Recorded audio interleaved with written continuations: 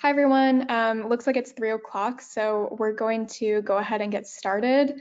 Welcome and thank you for joining us. I'm Lauren Ballatin and I'm supporting NIHIS, the National Integrated Heat Health Information System.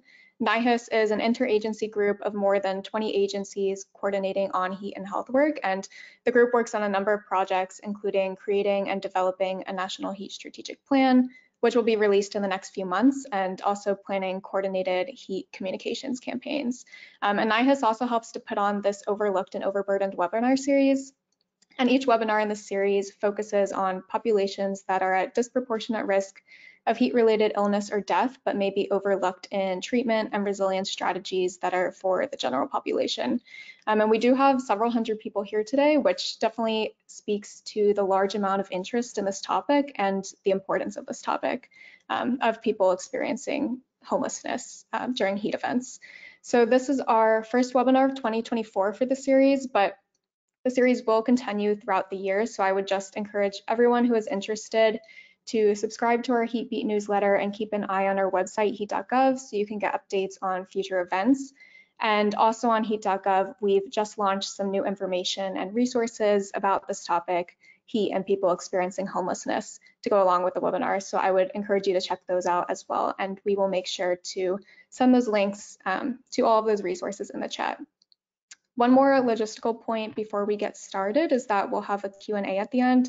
So as you come up with questions, do feel free to type those into the chat function and we can raise them at the end. So again, thanks for joining us, everyone. And I'm going to go ahead and introduce our moderator for the session, Zachary Vagelis, the Chief Data Scientist at the U.S. Department of Veterans Affairs National Center for Collaborative Healthcare Innovation.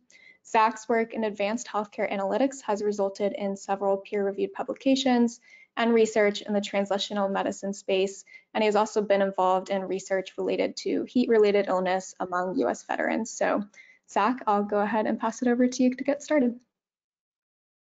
Awesome. Thank you, Lauren. Thanks, guys. It's my honor to be your moderator today for this, extremely important topic of extreme heat as it relates to people experiencing homelessness. So thanks for joining us today.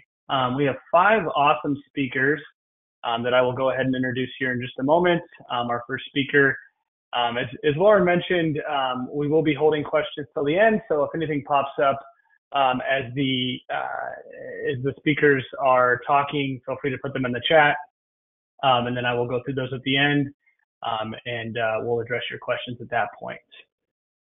So it is my honor to introduce our first speaker, Helene Snyder. She is the Senior Regional Advisor for the U.S. Interagency Council on Homelessness. Helene joined the U.S. Interagency Council on Homelessness, also known as USICH, in January 2018 after serving over 17 years in municipal government as mayor, city council member, and housing authority commissioner for the city of Santa Barbara, California. Covering the state of California, she works as a member of USICH's National Initiatives team that serves as a bridge between federal, statewide, and local stakeholders to support and enhance efforts to end homelessness and facilitate connections on related policies, resources, and best practices. In her elected role, Helene focused on affordable housing policies, best practices in ending homelessness, and served as Policy Council Chair on the countrywide Homelessness Task Force, and served on the League of California's Cities Board of Directors. She received an executive certificate in public leadership from the Harvard Kennedy School and a bachelor's from the Skidmore College. Helene, looking forward to your talk. Thanks, Zachary. Thanks, everyone. I heard there's an amazing number of people here today. Like you said, it really shows to the interest in this topic. It's good. It's really timely. I want to thank Noah and everyone for inviting me and for putting this on today. I'm going to go over a little bit about the big picture about homelessness in the country, and then narrow in a little bit more about disaster preparedness and planning, and also how handling heat emergencies, especially among people experiencing unsheltered homelessness. But first, a little bit about what the heck is USICH, if you haven't heard of this little small federal interagency before. So if you go to the next slide, we are comprised of 19 different federal agencies We're solely focused to preventing and ending homelessness in America. And so you think of the agencies like HUD, HHS, VA, education, but also labor, Department of the Interior, Social Security, AmeriCorps, Domestic Policy Council. So all across the area, we are the hub of the 19th spoke wheel to keep the issue moving forward. Our cabinet leadership is currently chaired by Secretary Becerra of HHS, so very timely for this year. The chair rotates among the different 19 agencies. We're here to support all levels of government. You go to the next slide here. We have a council that is a member of each of the 19 agencies. They appoint an executive director. We have interagency working groups. And then I serve as a member of the National Initiative team. There are 6 of us around the country that connect what goes on in DC with our policy team and legislative team with what's happening in local communities, and more importantly here, what's happening in local communities to bring that back up to DC. If you go to the next slide, one of the things many of you are probably aware of is the point in time count. We just had one across the country in late January 2024. That data is now being put together, and every year HUD requires this point in time count, that continuums of care around the country organized in order to help them get their funding to prevent and end homelessness. So what you're seeing here is a snapshot, and that's what it is. A point in time is a snapshot of what's going on in homelessness. So this is the data from January 2023. And you can see there was a big spike here. And you can also see from 2022, there was overall rise nationwide by 12%. You can also see from the slide the difference between sheltered and unsheltered homelessness, and how those trends have happened over time. That gap in the middle that you'll see there in 2021, typically unsheltered homelessness counts happen every 2 years. During COVID, because of safety reasons, and of course, HUD did not require communities to do an unsheltered count, so we did not add it to the data there. So hence why you see that little gap there. But for this purpose, I think it's important to understand the difference between sheltered and unsheltered homelessness, particularly definition of unsheltered being having a primary nighttime residence that's in a public or private place not meant for human habitation, so exposed to the elements in this case. If you go to the next slide here, you will see this is both sheltered and unsheltered homelessness throughout the country. And you'll see the darker blue has higher incidences of homelessness per 10,000 people. Certainly, you can see a lot that's happening in the West Coast and in hot areas. I'll also mention that particularly on the West Coast, many West Coast cities and places like Phoenix, the differential between unsheltered and sheltered is pretty big. Like more than 2/3 of people experiencing homelessness are experiencing unsheltered homelessness versus sheltered homelessness. So that's another a data point that's interesting and important to acknowledge. Next slide. Just to also put in context what happened between 2022 and 2023 is, policy drives outcome. And we saw this big lack of affordable housing opportunities and high rental costs. Rental prices really shot up during 2023, especially because during COVID, so many funds were put in place through the CARES Act and the American Rescue Plan Act that helped with emergency rental assistance, eviction prevention, and other activities that then expired at in 2022. So then that led to this rise of unsheltered and sheltered homelessness in the point in time counts for 2023. So just to put a little context behind the numbers there. To that effect, with this, what USICH does, and we go to the next slide, is we are mandated as part of our statute to put in a federal strategic plan to prevent and end homelessness. And so back in December 2022, we have our updated plan called All In. And in there, to the next slide, you can see we have basic pillars. We have some foundational pillars of how to handle this. One is to base everything and lead with equity. 2 is to use data and evidence to make informed decision-making on policy and procedures. 3 is about collaboration, looking at not only all levels of government from federal, state, local, but also bringing in community service providers, bringing in people with lived expertise, bringing in the faith-based groups with businesses. How that collaborative effort is key in getting accomplishments happening. And then we have these solution pillars, housing and support, so elevating the number of housing and the supportive services to help people be successful in their housing, dealing with the crisis response, which is pretty much looking at the unsheltered homelessness component of what we're seeing around the country, and then also looking at prevention. We are finding data showing over and over again all across the country that people are doing an amazing job at getting people from homelessness into housing, but more people are falling into homelessness faster than we can get them into housing. So the number is going up, and so that prevention piece is key. And I think here, as we're talking about heat emergencies, obviously the more we can prevent people from becoming unsheltered in the homelessness field in the area, safer it is for everyone involved. To the next, I want to then dive down to one of the pillars, dealing with scaling housing and support, and have a quote that came from our strategic plan here about trust and relationships matter at all levels serving in a crisis. Building those relationships before a disaster will allow your community to respond more quickly and at a higher level. And to that end, on the next slide, I want to bring up just a few things here about what's in the federal strategic plan for improving homelessness response systems. So solidifying those relationships with public health and emergency management services and your continuum of care who works on homeless-related services. Expanding technical assistance and disaster response. Facilitating greater collaboration at all levels of government and between federal partners that play that key role on disaster and public health response. Working with state emergency management agencies to include people with lived experience when developing these protocols involved, getting their input right from the beginning. And then working in collaboration with organizations such like EPA to focus on understanding how climate change is going to affect us into the future. There are things that USICH does in terms of putting tools out. And on the next slide, and there's a hyperlink to this, and we'll, I'm sure, be able to put that in the chat. Last year, USICH put out a resource roundup, not just about heat emergencies, but all forms of issues related to climate change and as that relates to disaster preparedness and recovery efforts when it comes to people experiencing homelessness in the services. So you can see here on the slide the different categories we have, and it's something we want to update on a regular basis.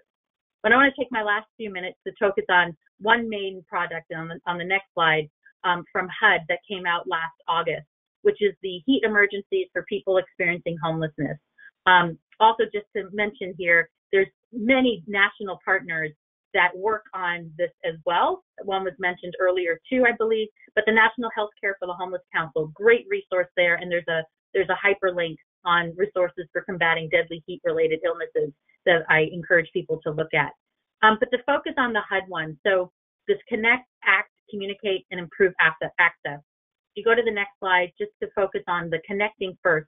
And a lot of this you're going to read, and it's going to sound very common sense and pretty simple, but sometimes seeing those things in a document that you can check off when you're preparing your plans can be very helpful, and that is the purpose of this tool. So for example, obviously you want to connect with your local emergency, public, and environmental health experts to provide that evidence-based guidance in a heat-related emergency. You go to the next slide about acting. You know, what you need to do is providing those temperature-controlled alternatives, transportation to get there, the outreach team to provide useful information and resources and supplies like sunscreen, cold water bottles, getting things to the people where they are.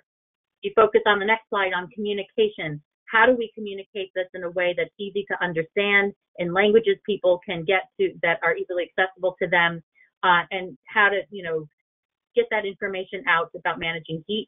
And then the next slide talking about improving access. Yep, we're gonna. Oh, I'm sorry. Okay, sorry, you came on. I thought and improving access. This is really important here about improving access. Encouraging shelters and cooling centers to reduce barriers to entry. So just as we talk about cold weather climates and opening up shelters, and when those type of issues happen in the winter, we should also think about those items in the summer and really focus on how can we have a shelter that is has reduced number of barriers, low barrier process as possible. I'll end here in terms of just some common best practices that we have, not just about heat-related emergency, but on to the next slide. Some issues with common best practices at the bigger picture. about leveraging local and state funds, including people with lived experience in making those decisions, collecting those strategic plans and looking at housing, because that's where we want people to end up, is being into housing and not just in interim shelter, how to match the social services with the housing needs, and how to encourage and develop new housing construction and streamline those processes. And so finally, I'll just say, this is something I put in a lot of the presentations I put together on the next slide, is these ingredients towards success. So much, you can think of many things that what this needs. Political will. Everyone, whether you're in an elected position or not, you have authority and authorization to do certain things and to push that political will to the best purposes possible, using the resources you have as efficiently as you can, being collaborative in all sorts of areas in terms of getting the job done, and really that never give up attitude. This is hard. It took a long time for us to get to this position with such a high rate of unsheltered homelessness. It's going to take a while for us to bring it back down and to never give up. The final slide here is just how you can get a hold of me. And of course, I'll be available for Q&A after everyone else has spoken. Thank you so much for this opportunity, and I look forward to the rest of the presentation. Awesome. Thank you so much, Helene. That's some incredible work you guys are doing at the U.S. Interagency for Council for Homelessness. Really appreciate the overview, and it's great to hear all the positive efforts. I'm sure there will be questions for you. If you do have those, please save those till the end, where Helene will be happy to answer them. I'm now going to introduce our next speaker, Stephen Samra, Senior Associate at C4 Innovations. Stephen is currently a Senior Content Expert for the SAMHSA Spark Initiative and served 9 years as Deputy Director of SAMHSA's Bringing Recovery Supports to Scale Technical Assistance Center Strategy. So BRSSTACS is the acronym for that. He is skilled at both virtual and on-site TNTA across a diverse cross-section of behavioral health and recovery services. His areas of expertise include, but are not limited to, expanding access to medication-assisted treatment for opioid use disorder, stigma and bias reduction, urban-rural SUD, OUD and homelessness support strategies, criminal justice involvement, re-entry, drug courts, and trauma-informed corrections care. Also, Stephen is proficient in, has cultural proficiency in the impact of subcultures of addiction, homelessness, and incarceration on treatment and recovery. He also specializes in peer leadership and professionalism. Mr. Samra is a dedicated specialist for the SAMHSA program to advance recovery knowledge, also known as SPARK, a recovery consultant for SAMHSA's Opioid Resource Network, ORN, and regional TTA provider for the Housing and Urban Development, or HUD's, homelessness initiatives. He has a master's degree in public administration and currently resides in Nashville, Tennessee. He also utilizes both his experience, extensive personal experiences, and professional knowledge for providing technical assistance. Stephen, we are looking forward to your talk, and the floor is all yours. Zach, thank you. And every time I hear that bio intro, I just kind of cringe. I've done that all. Hey, it's great. Thank you. I appreciate that. And hello, everyone. It's great to be here. A huge thank you to the event organizers, really, for allowing me the privilege and an opportunity to share with all of you some of the challenges that I've seen folks who are experiencing homelessness. And again, regarding both heat and cold extremes, I know that Helene just mentioned that, because both are equally debilitating and both can be just as deadly. Now, before we get fully started, I want to ask Morgan to play about 3.5-minute video for us. We'll come back on the other side to the content that I've got for today. Morgan?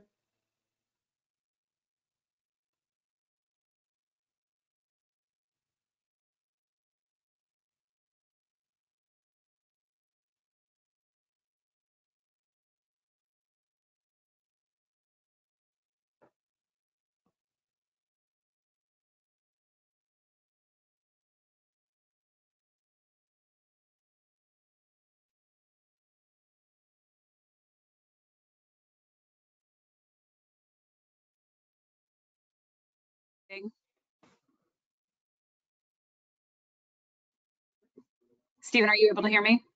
I can. Yeah. Was the audio for the video working? No. No, Okay, let me try one more time.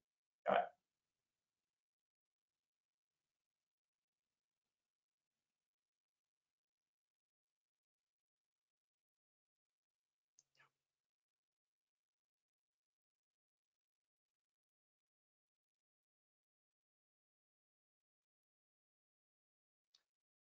Morgan, we still don't have sound, but I will say, really the message is I am not those people. And if you get a chance, this is one of the most powerful videos I've ever seen. And every time I watch it, I still tear up, and I've seen it hundreds of times. So it's super powerful. It's really relevant to what we're talking about today. Particularly in reducing some of the stigma and bias that really is heaped upon people experiencing homelessness. And frankly, some of the intervention stigma that comes with those of us who provide services to folks who may be unhoused, may have some substance use issues, et cetera. So before we really jump into anything else, we have to understand the importance of the heat index, because just looking at a temperature, it doesn't really tell the whole story. The heat index measures how hot it feels, right? And they get this number by combining relative humidity and air temperature. Pretty simple. But the heat index was created for shady, light wind conditions. So when you're exposed to full sun, you can increase those values by up to 15 degrees.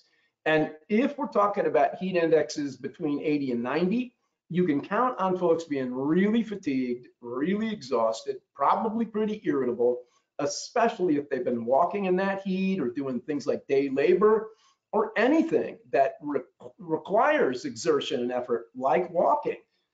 If the heat index hits 90 to 130, this is the type of heat that produces sunstroke, heat cramps, and heat exhaustion with prolonged exposure, or again, that physical activity. And when I talk about physical activity, I just want you to think just walking somewhere is more than enough physical activity.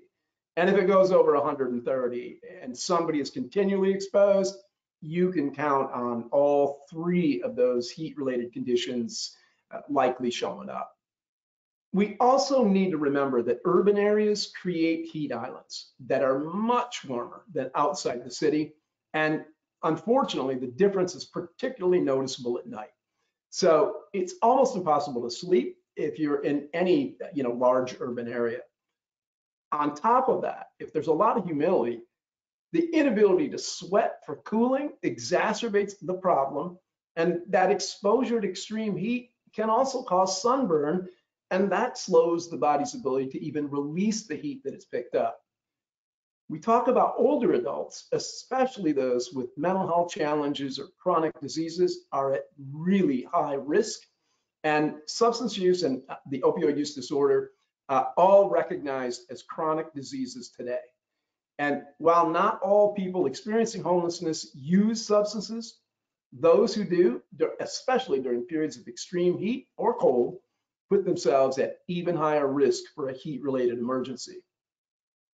Weather extremes also impact a lot of formerly homeless individuals who may now be living alone and are isolated. And these individuals are at high risk, but forgotten, because a lot of us in the homeless service delivery tend to default to this idea that, well, if they're in housing, we've done our job, and we're moving on to the next person. We've been talking mainly about the physical challenges, but there are some other issues that happen as well. Stress increases as temperature increases, and any mental health disorders present may also experience an increase in symptoms, especially around anxiety-related challenges. And then adding to that, certain medications, particularly things like blood pressure meds and psychiatric meds, bring their own side effects during hot weather. In addition to that irritability or hostility, depression, sleep disturbances, and exhaustion, unhoused folks also often find their thinking kind of slowed and foggy. They're unable to focus. And remember that many people on the street are trauma survivors. and they're already struggling with challenges that create basically the same conditions. Bring these two together, and we've got a double whammy, folks, on the most vulnerable population in our country. And by the way, I've been in a lot of homeless camps, definitely over 100, and I have not yet seen an air conditioner in any one of those tents. Food is also a major challenge when it's hot. The heat heightens the chance it's going to spoil, and it also, and I think this is a really critical point, it saps the energy needed to go get the food, and folks would rather go hungry than deal with the impact of that heat. People also tend to take a few more risks when it's hot. And here in the Nashville area, just about every single year, we lose somebody in the Cumberland River, downtown Nashville, who is just trying to beat the heat by swimming. And if you add in the use of substances or alcohol, the risk goes sky high. And when you do drink alcohol or coffee, we know those are diuretics, so we deplete our body of more water that was really necessary to keep us cool. And finally, if the person is misusing stimulants, something like methamphetamine, those drugs cause serious hyperthermic responses, and they will exacerbate an already bad and really dangerous situation for the person. It's important to consider these current policies related to heat emergencies in the community for people who are homeless, because it often requires, and Helene really did a great job of pointing this out, more than one agency or organization to establish things like temperature trigger points that activate the opening of a cooling and a warming shelter. Political will is critical here. Expanded shelter space is often provided by city governments who open up these spaces when those temperatures reach a particular trigger point. A lot of communities have this in place for cold weather, but many don't have this in place as a response to hot weather. And I think for me, the local continuum of care in your community would be the first place I'd go if I wanted to raise a little bit of awareness. And then consider, some policy change to the system. Some of the approaches we've used in Nashville, might be a little novel. I never was one for following all the rules, but we did things like provide day-long bus passes so people could ride in air-conditioned buses to their appointments, to food services, and honestly, to even take a nap where it was cool and they could actually get a little sleep. Heat patrols that have been dispatched from either nonprofits providing services or the city government. Scout for, they engage with people who are homeless, they provide free rides if needed, and they dole out bottled water out of ice chests. That water better be freezing cold for those folks. Heat-related medical services are available as people enter the shelter and they appear clearly impacted by the heat. Pets are also highly at risk. Many folks who are unhoused have one or more. Many will not go to any shelter if that shelter doesn't accept their pets. And this is a critically important piece for equitable service delivery.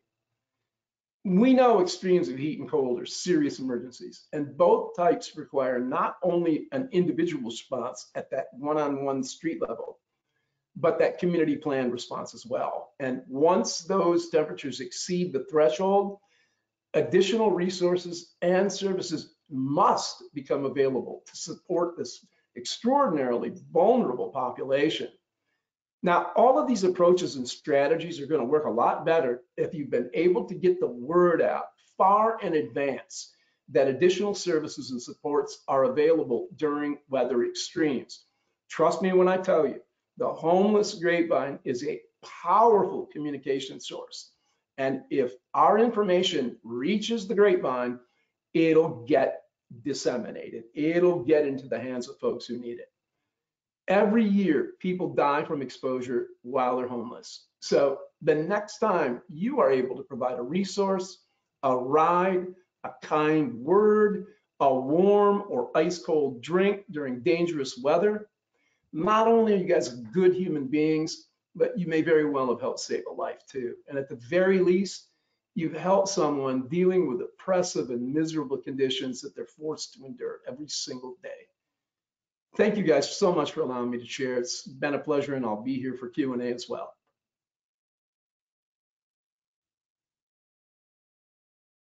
Awesome. Thank you so much, Stephen. That is incredibly important work that you and your colleagues are doing there in Nashville, and really appreciate the insights. Looking forward to hearing more during Q&A. Next up, I'd like to welcome Mark Smith. Mark is the Director of Strategic Planning at the Coalition for the Homeless of Houston and Harris County. In his role, Mark leads advocacy initiatives and works with elected officials to further laws and policies that further the mission of the coalition. Mark also leads the coalition's efforts to build new supportive housing developments and advance the coalition's partnerships with healthcare-focused organizations. He is passionate about housing issues and giving every person the opportunity to have a safe and dignified place to call home. Previously, Mark worked as Executive Director at SBP Houston, a nonprofit natural disaster recovery and resilience organization. Mark's work in disaster recovery is what originally brought him to Houston after Hurricane Harvey, where he led the repair of over 400 homes damaged by Hurricane Harvey and the 2021 freeze. Originally from Buffalo, New York, Mark holds a BA in American Government and Politics from the University of Buffalo. Mark, the floor is all yours, and we are all looking forward to it. Thanks, Zach. It's a pleasure to be here, everyone. I don't have any slides, so you'll have to bear with me talking, but hopefully I can share some insights. So as Zach mentioned, I'm a Director of Strategic Planning here at the Coalition for the Homeless. The Coalition for the Homeless is the lead agency for the Continuum of Care, which is a HUD designation for local homeless response systems for geographic regions. So our Continuum of Care, or COC, is called the Way Home, and it covers Harris, Fort Bend, and Montgomery counties. City of Houston is in multiple counties, but primarily within Harris County. And that's where the vast majority of people experiencing homelessness in our 3-county region are located. A little bit of detail about Houston and Harris County. Houston is 4th largest city in America. It's very, very diverse, one of the most diverse cities in America.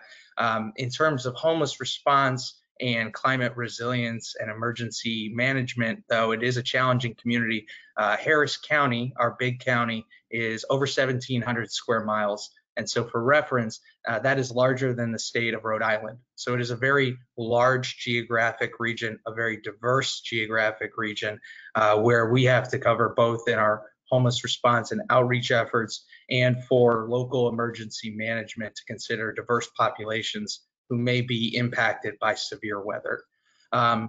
I don't work for the city of Houston. I don't work for Harris County or their offices of emergency management.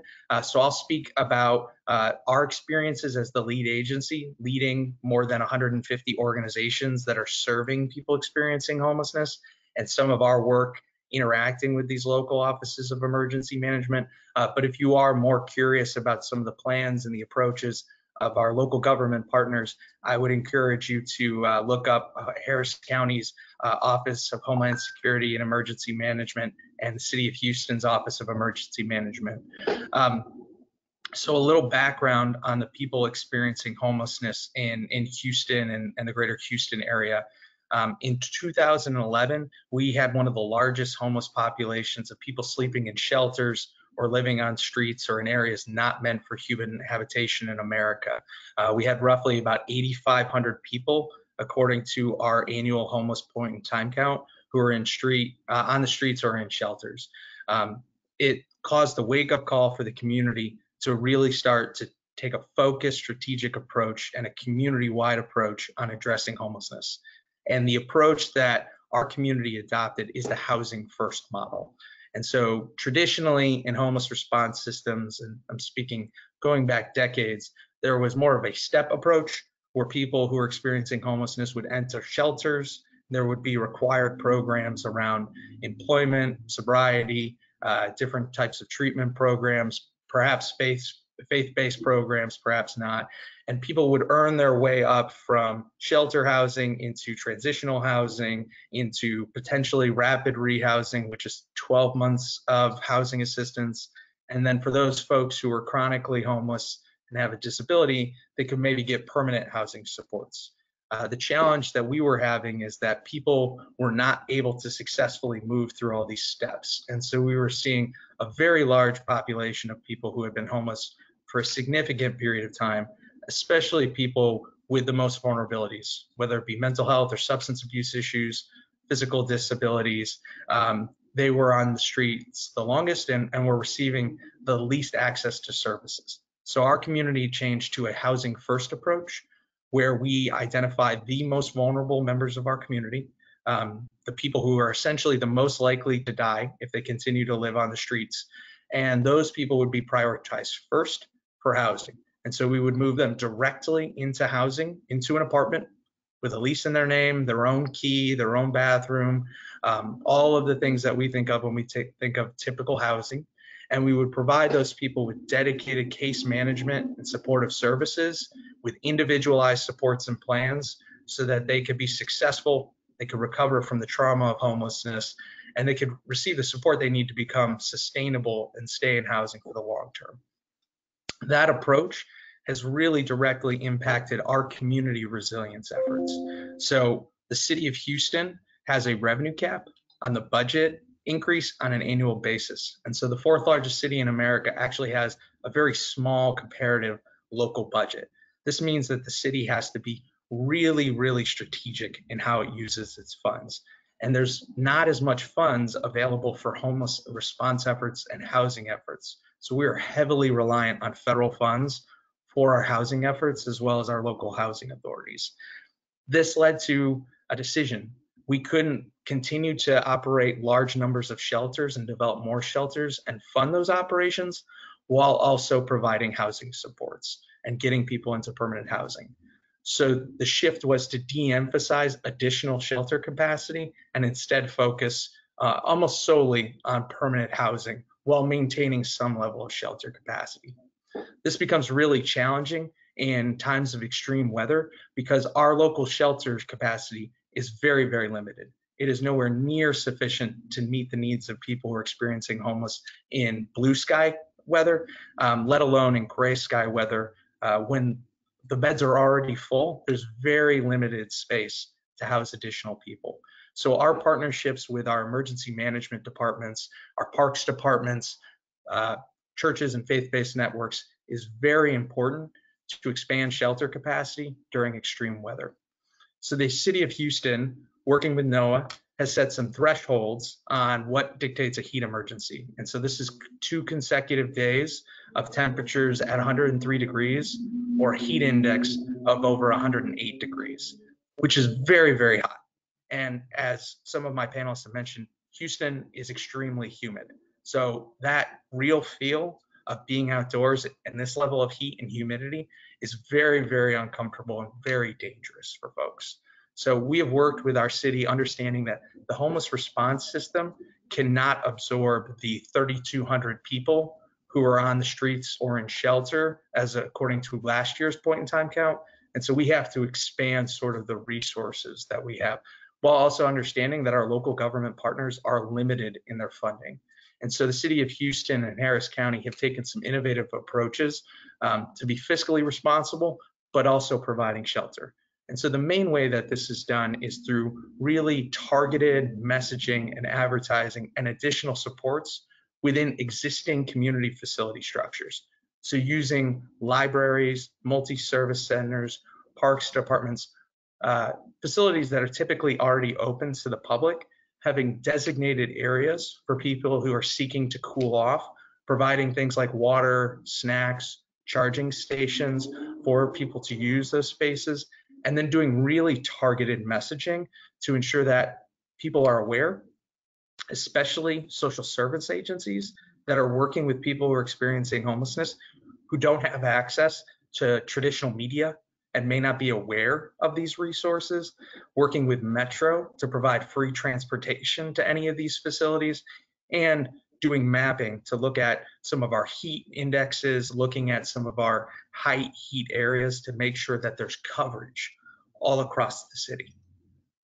And we also work with our city and county facilities to understand utilization if there's areas of higher need where there may be people experiencing homelessness, how can we target our outreach efforts? How can we increase supports in those communities? This also gets layered with the outreach organizations where we do mapping of areas of known encampments to understand where there will be an area of high need and may need to be additional cooling center capacity, as well as where targeted outreach can happen to engage those folks, as well as doing the typical things like mentioned in Nashville, distributing water, distributing information, transportation, but really going above and beyond that. Additionally, our city has expanded capacity and expanded hours on the weekends, which oftentimes public facilities, libraries are closed, especially on Sundays, but acknowledging that the weather doesn't care about the day of the week and people still need a safe place to go. And so that has been an item that we've really worked on, is making sure that there is sufficient spaces for people to go and transportation on Saturday and Sunday when hours may be more limited, especially during this extreme heat.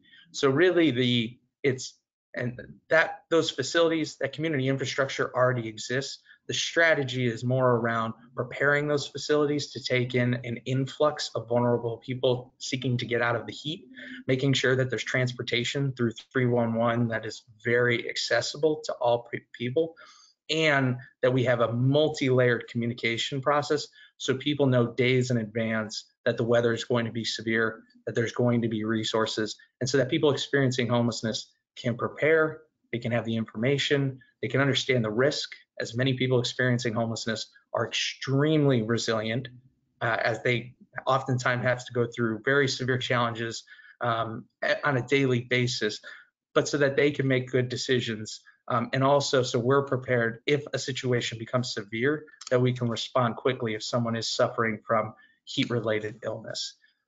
The broader perspective, though, here is that running shelter facilities, running cooling centers, having law enforcement and emergency services responding to heat-related events is extremely expensive.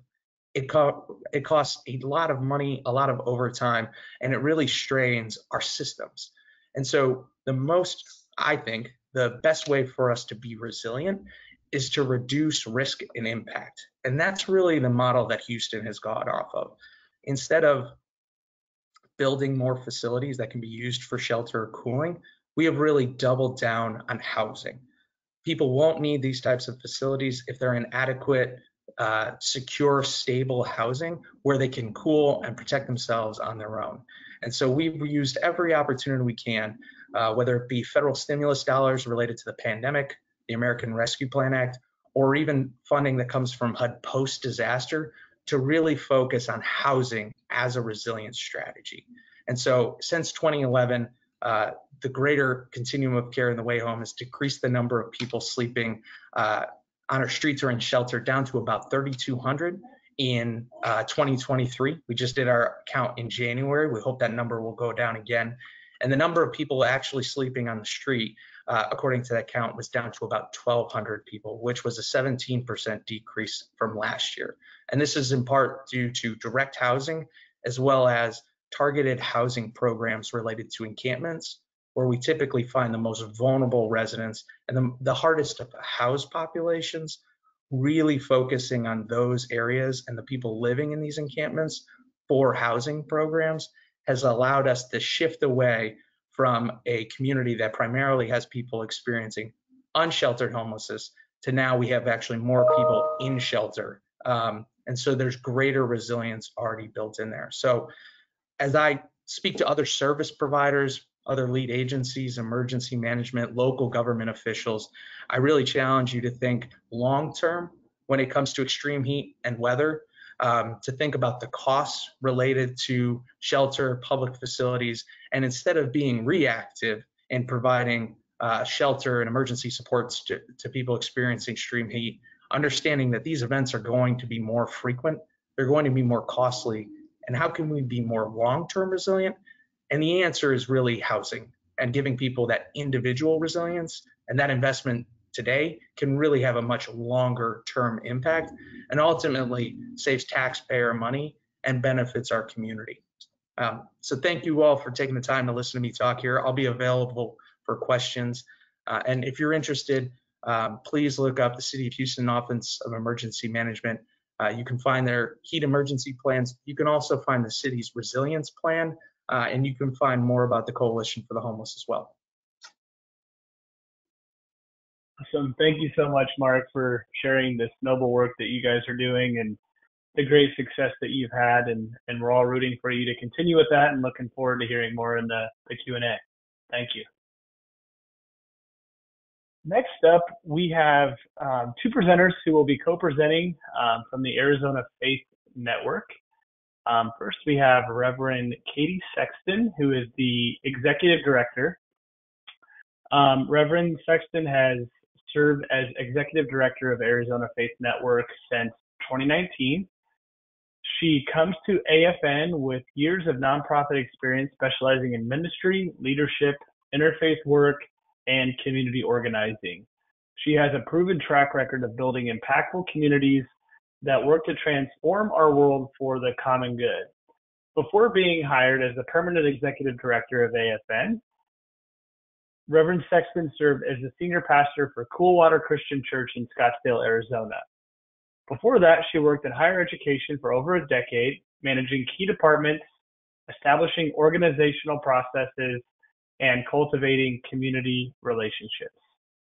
She is joined by her colleague, Irene Rushton, who is the Community Resilience Program Manager at AFN. Before joining Arizona Faith Network, Irene worked as an assistant nursing director. Before retiring from Riverside County, she worked in the inpatient mental health facility as a utilization review nurse and case manager.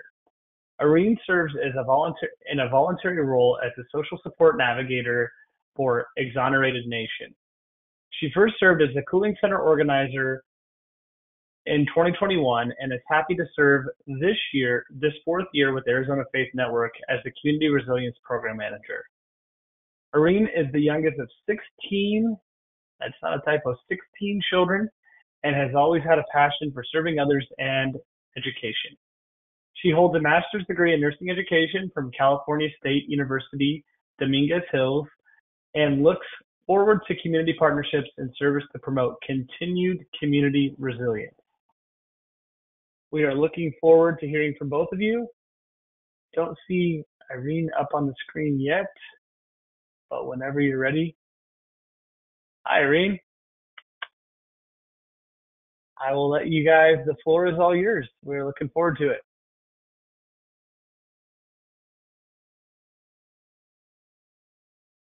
Reverend Sexton, I'm having a hard time hearing you.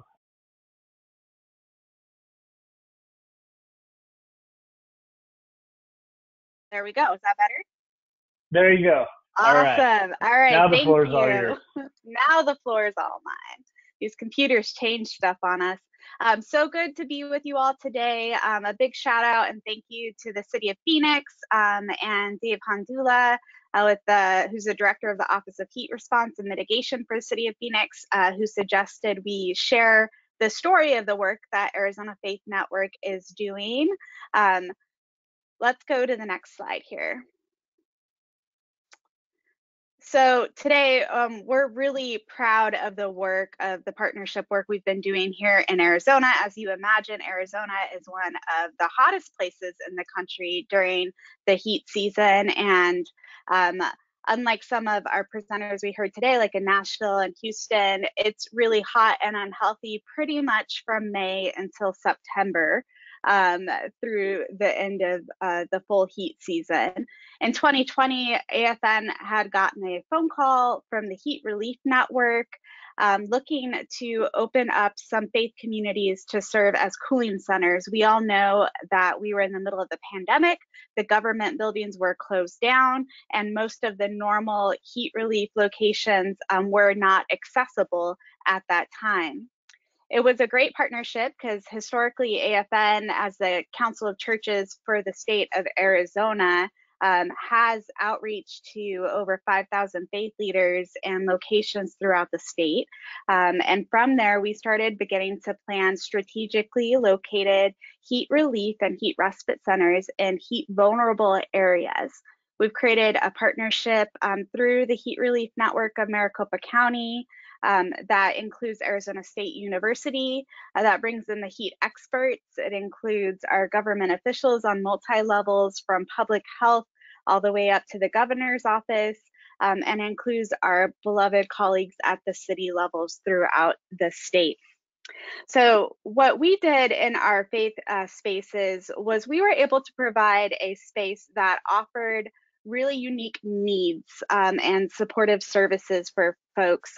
Because it is hot here for so long, continuously, and pretty much from about noon to 8 p.m. at night, we knew that our folks that did not have access in the community to cool spaces needed to have a place where there was respite and a chance to access social services. Here in Arizona, at least, although we have government buildings that do serve as cooling centers and our libraries as well, and that is very needed, people are not able to come in and sleep in those spaces. They're not able to have a space for a full 8 hours plus to be able to cool down. And so we began opening up fellowship halls, classrooms, and other locations in churches and synagogues and mosques to the community to come inside. And what we noticed was the trend of, let's go to the next slide. We were predominantly receiving people who are experiencing homelessness in these spaces.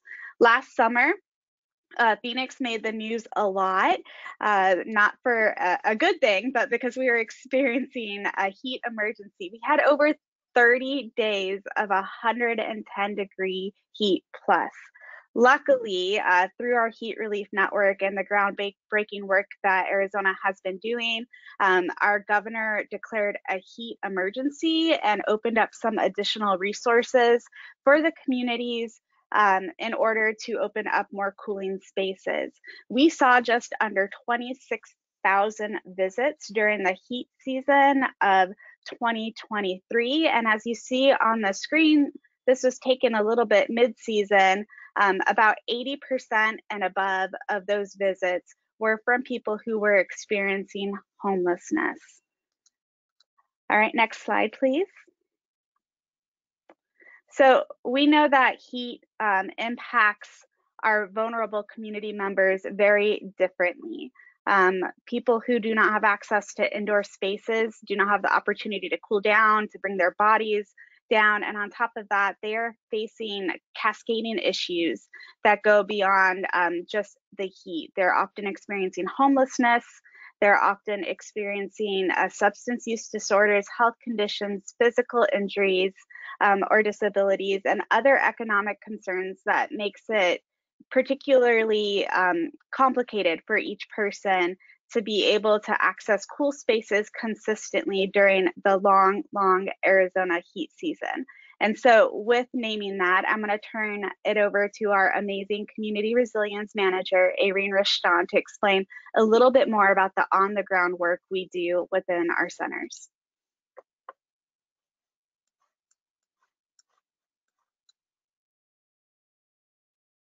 Irene.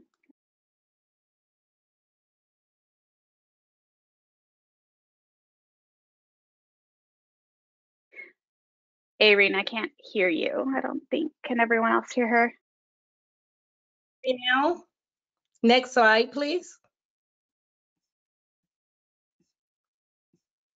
You can imagine some of the unique challenges that our partner facilities experience with the heat relief and offering the heat relief measures that we have.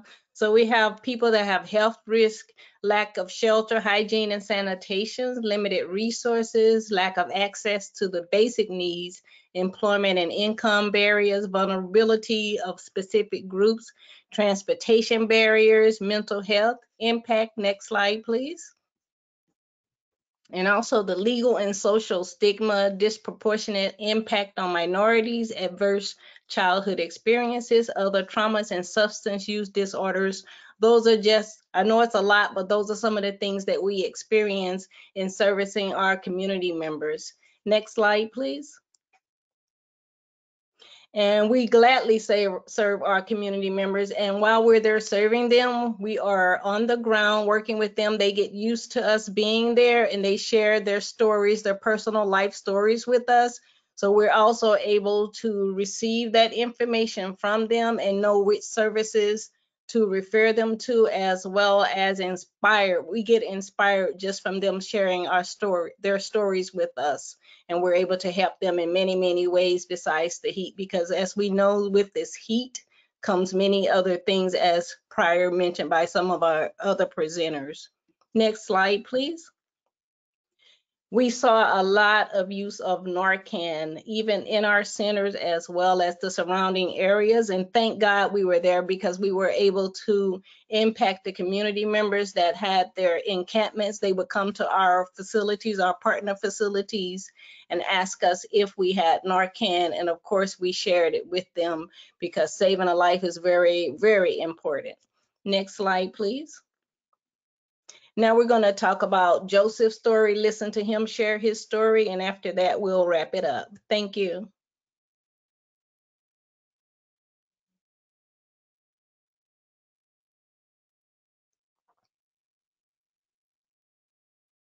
We're not hearing sound, yeah. Something to eat. It's not easy. I mean, nothing's easy when you're homeless. So as far as program goes, I'd never seen anything like it or heard anything like it. Knowing that no matter what, there'll be a place where I can go that I can get something to eat Monday through Saturday for sure, because there's not always an easy way to get something to eat. Also know that it's a place where I can get a bottle of water and be able to get out of the heat. And I think that's the most important part, because from 12 to 8 is the worst time of the day to be out in this heat. First, I didn't know what I was going to do. Try to find a job. Being homeless working is very, very challenging. A gentleman at one of the respite centers with the Phoenix Rescue Mission that helped me work on getting a housing voucher. I came to Arizona to try and work on living my life in recovery to get out of a drug addiction. And that's why I came to Arizona, is for help with that. You know, since I've been here and I have been getting help and treatment with my addiction, you know, I've met these great people along the way that, you know, I've shown them that I'm serious about changing my life. So they've shown me, you know, the resources and tools they have to help me get my life back and get off the street. And that's what I did, because the gentleman that I met up there, I worked for him with the program that they have, and I told him my situation, what's going on, and you know, just me showing up and meeting with him and communicating and being clean and being out there, you know, trying to get a job. I'm trying to get hired on at UPS right now. Just the conversations that I had with him, like, you know, it's living on the streets is not a lifestyle for me. It's not something that I want for myself. It's just something that has happened in my life, and it's unfortunate, you know, how it happened, and you know, all the things that surrounded it. Being homeless out there is it's a scary place. It's a place I wouldn't wish on anybody. It's a lifesaver. I mean, from 12 to 8, it's the hottest time of the day, and when you don't have a job to go to, or you don't have a place to go to, being out in this heat it's life and death. I mean, it's seriously, there's no, I mean, people treat you differently when you're homeless. Like when I go into Circle K, and even though I have my own cup to ask to get I can just get some ice water, I feel like a challenge, because they look at me like I'm homeless and like I don't have any money, so I shouldn't even be in their store. You know what I mean? Just to get some ice water, and that's even if I'm lucky and I have my own cup. You know, if I have to even ask for a cup, you know, they want money. That's frustrating. That's the frustrating part. So these places where you can go and know that there's definitely cold water and a place to cool down, and friendly. Every single person that I've met that volunteers or works at these places are some of the friendliest people I've met since I've been to Arizona. If these places weren't here, and I was here in Phoenix and in the same situation, I don't know what I would have done.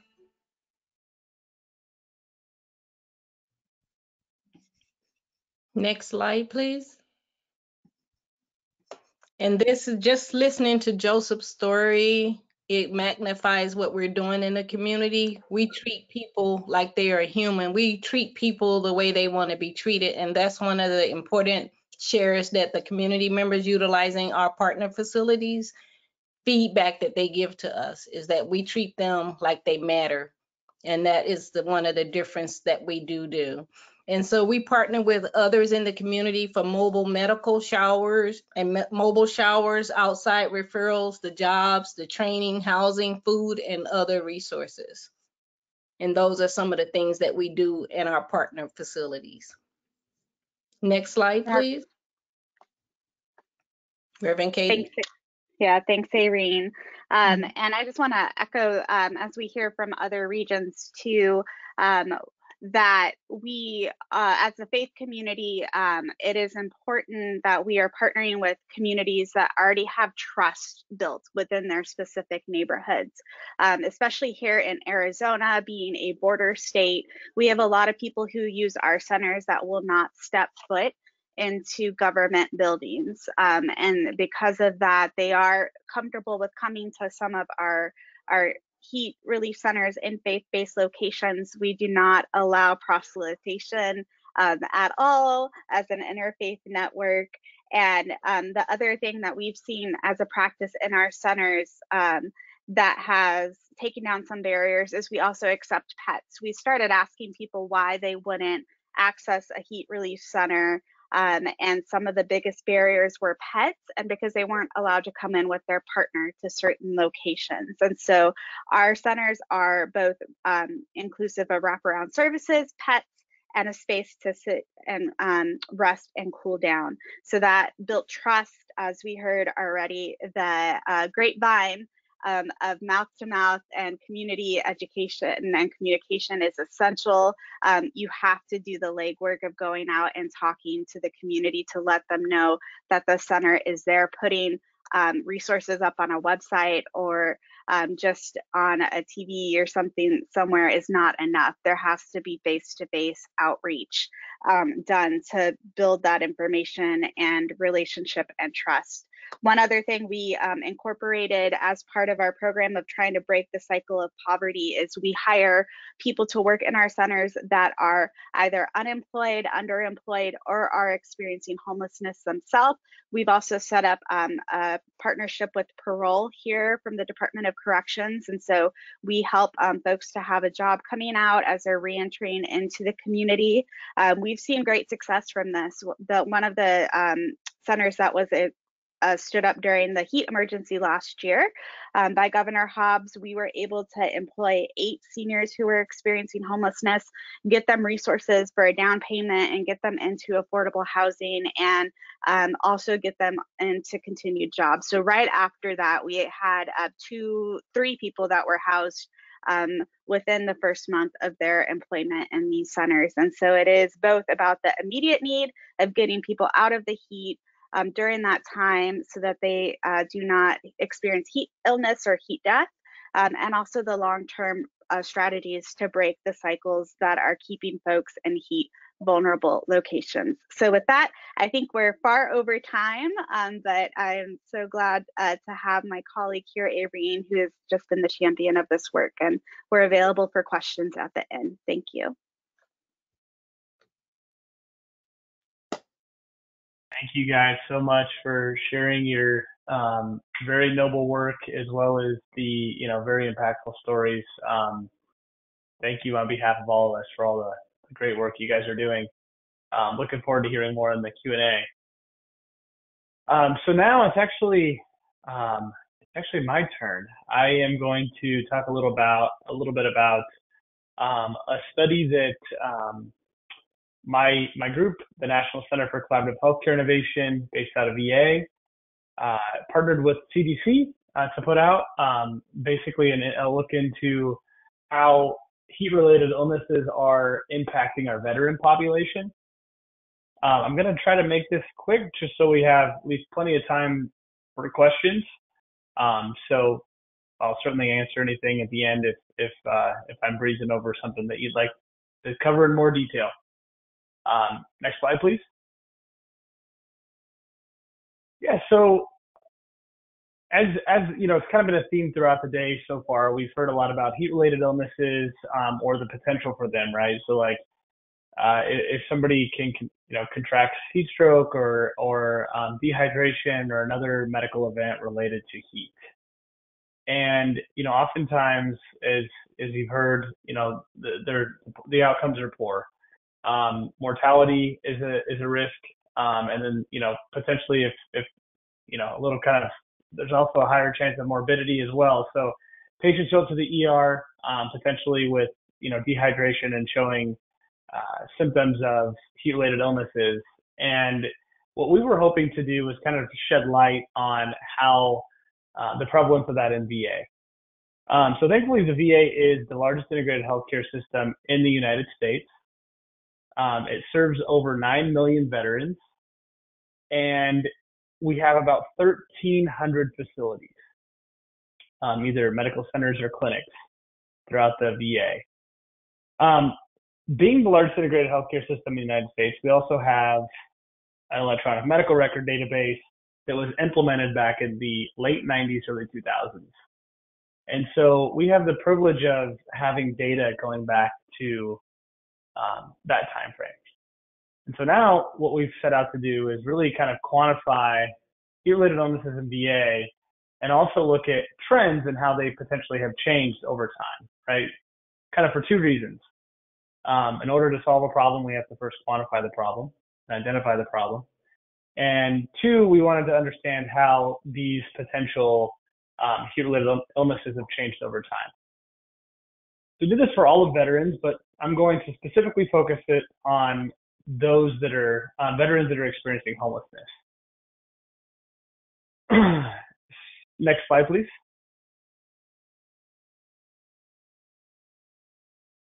So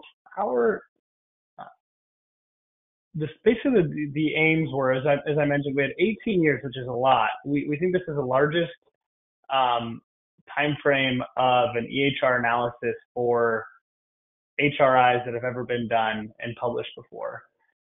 We set out to understand and assess how temporal trends in HRIs related to geographic locations. And we also looked at how these trends affect subpopulations in veterans.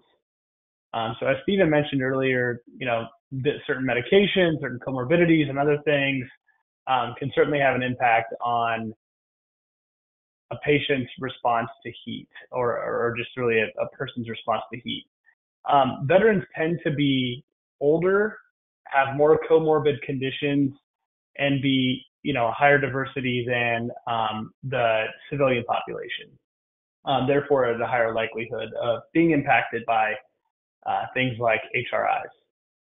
The other thing veterans also have in common is they're also more likely to work in fields that require labor that are often not air conditioned, et cetera.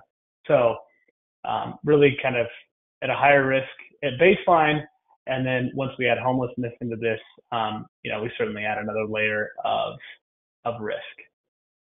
So the couple charts here up on the screen, one on the left takes a look at our kind of our chronic conditions and the things that we know make a veteran more susceptible to a poor outcome from an HRI.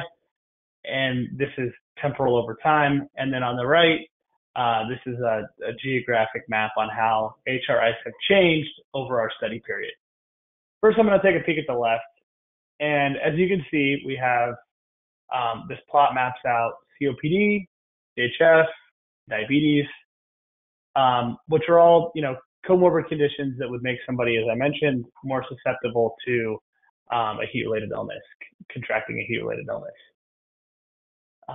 on our scale, so each one of these boxes represents a different condition, and we have our time scale at the bottom here. So if we look all the way down at the bottom of our plot, that one that is highlighted, that is incidence of heat-related illnesses over time, over our study period, for veterans that had been, identified as experiencing homelessness at the time they were diagnosed with a heat-related illness. So we found this pretty interesting, right? So like out of the gate, 2002, really kind of through 2002, we find that the incidence of veterans experiencing homelessness that actually contracted a heat-related illness was quite low, and then really kind of started steadily rising until 2014, where it peaked. And in 2014, about 15% of all heat-related illnesses that were diagnosed across VA were for a patient that was experiencing homelessness at that time. And in 2014, what we found was there was quite the shift or decrease since that period of time. And so what to investigate this, we looked at data collection mechanisms, the way that we're defining homelessness, and so on. And really, we didn't find any major changes in process around that time. However, around 2014, there were a variety of efforts done by VA and my colleagues to really kind of take a proactive approach, implement cooling centers, and a lot of the mitigation strategies that have been talked about this afternoon to help reduce the impact of heat-related illnesses. And so we believe that really our mitigation strategies have worked in VA, which is great.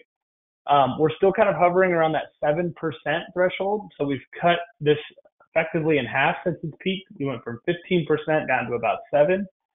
And of course, we'd like a 0.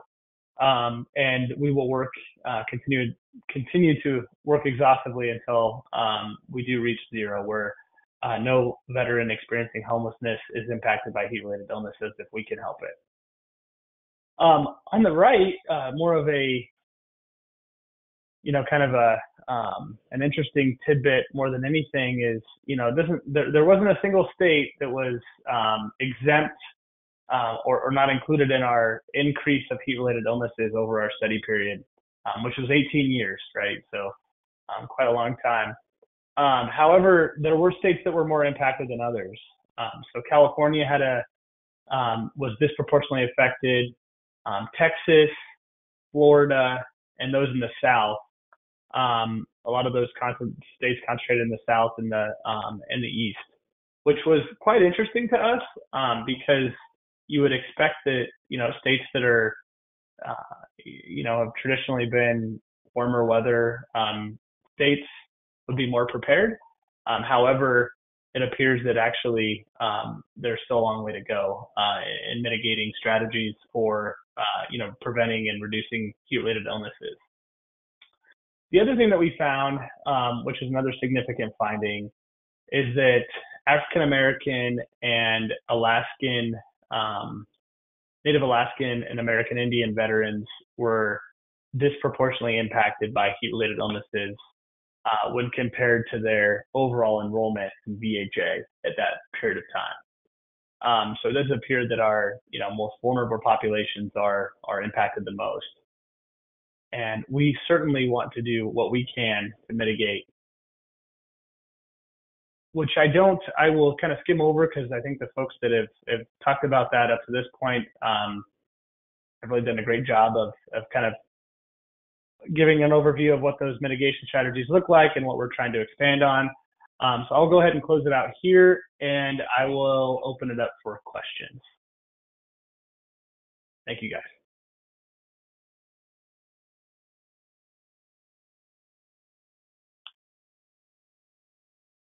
All right.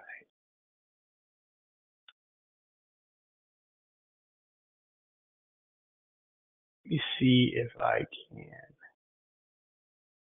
pull up our questions here. our chat.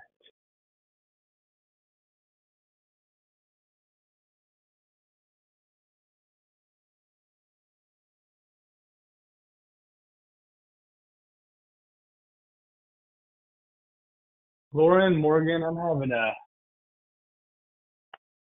little bit of a difficulty checking and seeing our chat here. Let me.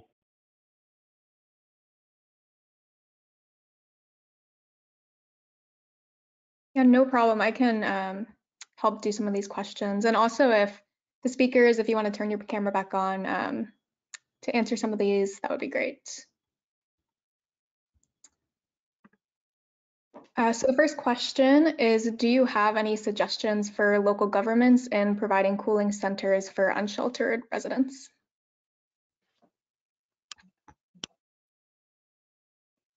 I can hop in here. So the first thing I would say is don't overthink it. So I think there could sometimes be like this urgency that we need to build all these new facilities. We need to really go above and beyond. The first thing I would suggest is try to measure what the need is. And so that would be working with your homeless response system, your lead agencies, to understand how many people are roughly sleeping on the streets in a given night, and get an understanding of the locations and where there would likely be need. From there, I would inventory what facilities can we access. I would really encourage local governments to not overly lean on churches, nonprofits, faith-based organizations. Again, these organizations are often operating on very thin budgets, and so usually what capacity they have, it's already being utilized. So looking at your public facilities, and is there a way to better market, to better equip them, and maybe measure how much they may already be being used as cooling centers, and look if there's a way to just increase market and accessibility to use that as a cooling center. And that's a good starting point. And from there, really measure the need to really decide what capacity you need. This is the problem that we often see, is that we don't do a good job as communities in messaging, communicating, and measuring what services people are accessing. And so, and then of course, we don't make them accessible. And so then there's low utilization. And that doesn't mean that there's really a need there. And so I would start at that point, and really then working with nonprofit, faith-based homeless service partners to really make sure there's really strong coordination and utilizing existing facilities better, and really making sure they're accessible, and then really go from there to determine what additional capacity is needed. And of course, one of the things, it's unfortunate, but we do work with our local coroner's office to understand heat-related illnesses, and we do cross-reference, unfortunately, heat-related deaths with our homeless management information system. So we can really measure, are people experiencing homelessness dying from severe weather? And that, of course, should be a very strong indicator of how much more you need to do. And so that level of data sharing and coordination is possible if you really put in the work to try to understand that need.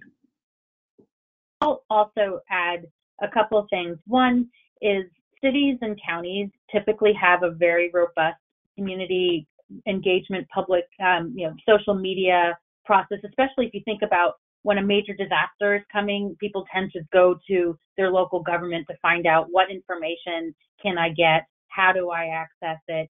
They go to their website, or there might be, other forms of communication. So that is something local governments can do to be very specific on this as it relates to people experiencing unsheltered homelessness to get to safety, as well as then where to go. Also, local governments many times fund 211 systems, and making sure that they have the information in a timely way in all different languages, in a way that's easily explainable for people who may be used to calling 211 for other social service needs. And then finally, there's a training issue, I think, for both first responders, so both your police and fire department or sheriff's department, your library staff, your public parks and recreation staff, even public works, in recognizing heat-related illnesses, in knowledge on how to approach someone who may be experiencing a heat-related illness, and to get them to safety, and maybe connecting with mobile healthcare units and things like that. So there's a lot. If you think about local government, they're on the ground on big disasters. This is a big disaster for those who are directly impacted by the heat, and you have a lot of those work issues and policies already in play that you can really just customize to this population in this kind of situation. And I would just chime in. Lauren, I think go ahead, Stephen. Sorry, Zach. I just wanted to make a quick comment.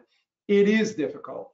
It is difficult to coordinate those agencies along with homeless service providers. It required our COC and a number of community members and government officials to come together and what we did was identify public buildings that were sitting basically empty, and whether or not those could be used in, when we reach temperature triggers to open up and allow folks in. We also did all of the things I think that both Mark and Lean were talking about, involving everybody in the community, including parks, including law enforcement. And we actually had, Nashville has a powerful homeless underground. And they are politically active and they make their voices heard strongly. The biggest challenge, I think, was getting the system in place and operational. And that required a lot of coordination. And to Mark's point, it is really expensive to do that.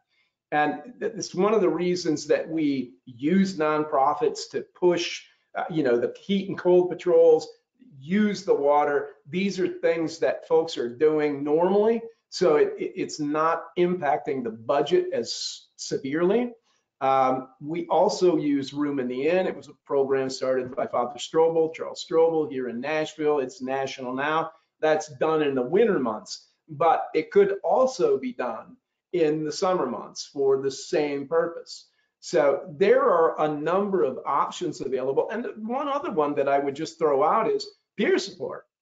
We just developed a toolkit for the Housing Homeless Resource Network, and it is peers working with people who are experiencing homelessness with an opioid use disorder. There's 2 large toolkits available. There's another one we developed last year around working, using outreach teams, training outreach teams to engage with folks who are experiencing mental health challenges while homeless.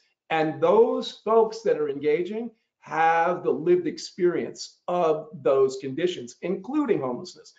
I'm formerly homeless. So coming to folks who are usually standoffish to the folks who say they're here to help, when you can bring somebody who can speak that language, because there is a subculture of homelessness, just like there's a subculture of addiction and there's a subculture of incarceration. And if you don't know how to speak that language, then they know right away that you're not part of their community. And if you're not part of the community, you pose a danger because they've been harmed by this community a lot. So it's doable. You can do it. I was going to say inexpensively, but it's not going to be inexpensive. It's still going to cost. And one last point, the HMIS piece, I am right with you, Mark. If what data is going in is good data, because garbage in, garbage out. And, I've seen that many, many times, right? So anyway, just a couple of comments I wanted to share. Thank you, guys. Thank you, guys. No, I really appreciate this and quite the response. And thank you guys all for the great insights. We have about 4 minutes left until Lauren's going to close us out. I did get access to the questions here. So let's go rapid fire, try to get through as many of these as we can. There's quite a few left. So I'll give whoever wants to go first, just kind of, we'll go quick. Do you have any suggestions for local governments in providing cooling centers for, I'm sorry, that is not the one I was intending to read here. Okay, so this one, which supplies are most helpful for unhoused people experiencing extreme heat? Are there any that responding agencies usually don't consider? Those beyond the obvious. Let's take that. One of them is pet services. I think one of them is pet services on the street.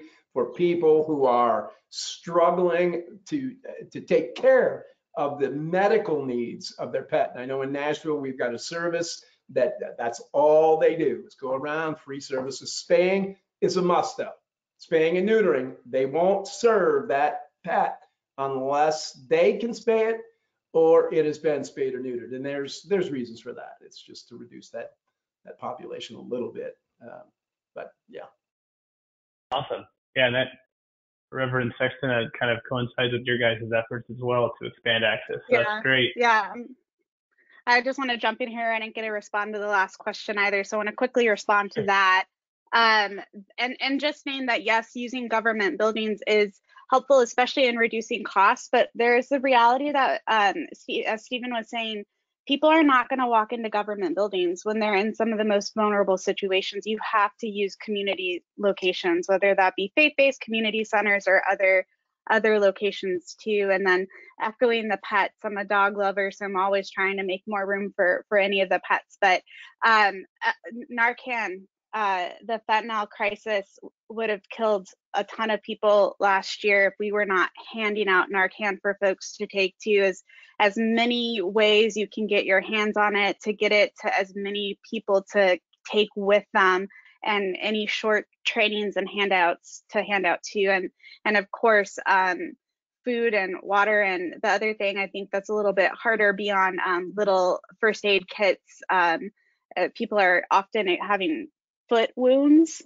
from all the walking and other things, but also rehydration packets. So anything that will hydrate you quickly is something that I would recommend. But if nothing else, water and food and Narcan would be my top ones. Awesome. Yeah.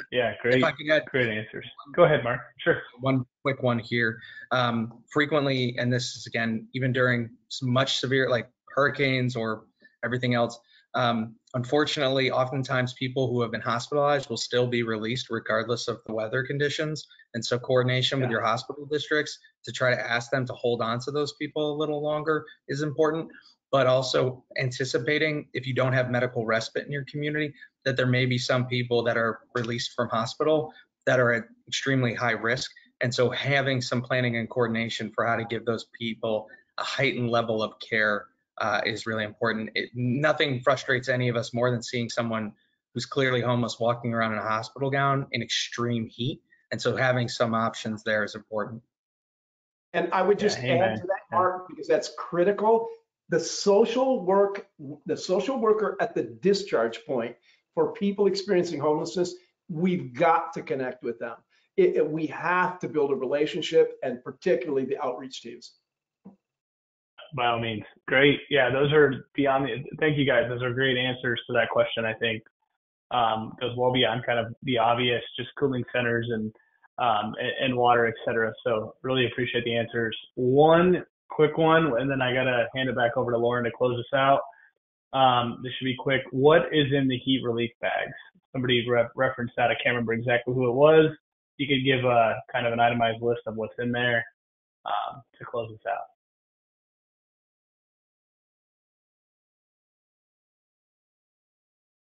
So we're doing a packing event, with NOAA soon. So I'm really excited about that when NOAA's having their conference here. So water, a snack, food, first aid kit, a mini one, usually some cooling towel or wipes, sunscreen, chapstick, hat, anything to protect the body from the skin.